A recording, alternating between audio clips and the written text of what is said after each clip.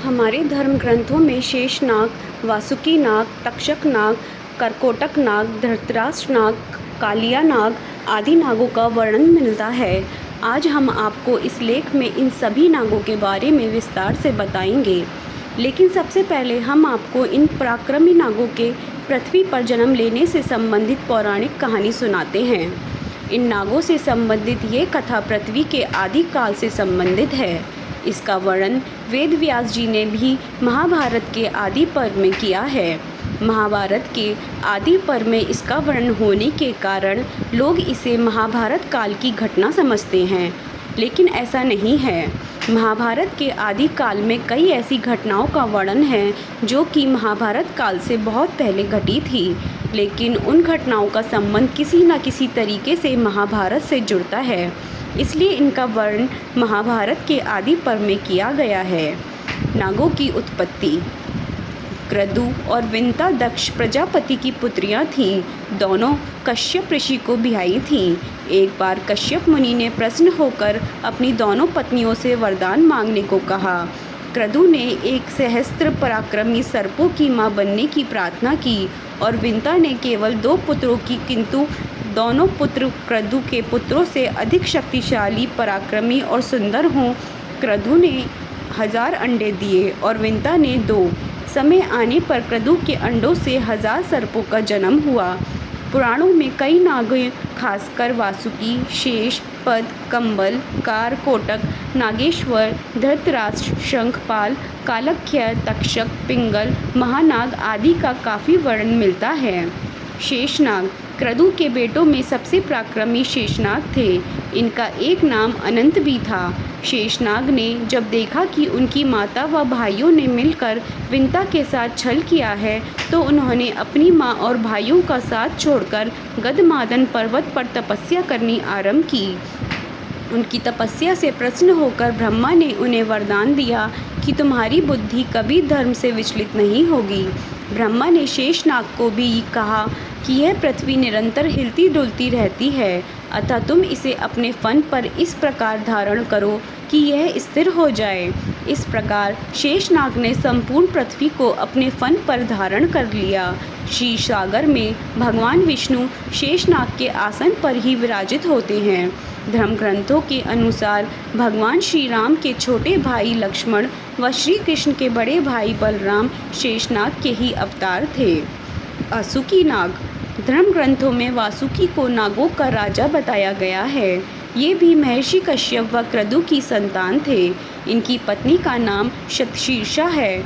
इनकी बुद्धि भी भगवान भक्ति में लगी रहती है। जब माता क्रतु ने नागों को सर्प यज्ञ में भस्म होने का श्राप दिया, तब नाग जाति को बचाने के लिए वासुकी बहुत चिंतित हुए। तब एलापत्र नामक नाग ने इन्हें बताया कि आपकी बहन जरताकारु से उत्पन्न पुत्र ही सर्पयज्ञ रोक पाएगा। तब नागराज वासुकी ने अपनी बहन जरत्कारु का विवाह ऋषि जरत्कारु से करवा दिया। समय आने पर जरत्कारु ने आस्तिक नामक विद्वान पुत्र को जन्म दिया। आस्तिक ने ही प्रिय वचन कहकर राजा जनमेजय के सर्पयज्ञ को बंद करवाया था। धर्म ग्रंथों के अनुसार समुद्र मंथन के समय नागराज वासुकी की नेति बनाई गई थी। त्रिपुरदाह के समय वासुकी शिव धनुष की डोर बने थे। तक्षक नाग। धर्म ग्रंथों के अनुसार तक्षक पातालवासी 8 नागों में से एक हैं। तक्षक के संदर्भ में महाभारत में वर्णन मिलता है। उसके अनुसार श्रृंगी ऋषि के शाप के कारण तक्षक ने राजा परीक्षित को डसा था, जिससे उनकी मृत्यु हो गई थी। तक्षक से बदला लेने के उद्देश्य से राजा परीक्षित के पुत्र जनमेजय ने सर्प यज्ञ किया था। इस यज्ञ में अनेक सर्प आकर गिरने लगे। यह देखकर तक्षक देवराज इंद्र की शरण में गया। जैसे ही ऋत्विजों ने तक्षक का नाग लेकर यज्ञ में आहुति डाली, तक्षक देवलोक से यज्ञ कुंड में गिरने लगा। तभी आस्तिक ऋषि ने अपने मंत्रों से उन्हें आकाश में ही स्थिर कर दिया। उसी समय आस्तिक मुनि के कहने पर जनमेजय ने सर्प यज्ञ रोक दिया और तक्षक के प्राण बच गए। ग्रंथों के अनुसार तक्षक ही भगवान शिव के गले में लिपटे रहते हैं। कारकोटक नाग। कारकोटक शिव के एक गण हैं। पौराणिक कथाओं के अनुसार सर्पों की मां कद्रू ने जब नागों को सर्प यज्ञ में भस्म होने का श्राप दिया, तब भयभीत होकर कंबल नाग ब्रह्मा जी के लोक में, शंखचूड़ मणिपुर राज्य में, कालिया नाग यमुना में, धृतराष्ट्र प्रयाग में, एलापत्र ब्रह्मलोक में और अन्य कुरुक्षेत्र में तप करने चले गए। ब्रह्मा जी के कहने पर कारकोटक नाग ने महाकाल वन में महामाया के सामने स्थित लिंग की स्तुति की। शिव ने प्रसन्न होकर कहा कि जो नाग धर्म का आचरण करते हैं उनका विनाश नहीं होगा। इसके उपरांत कारकोटक नाग उसी शिवलिंग में प्रविष्ट हो गया। तब से उस लिंग को कारकेटेश्वर कहते हैं।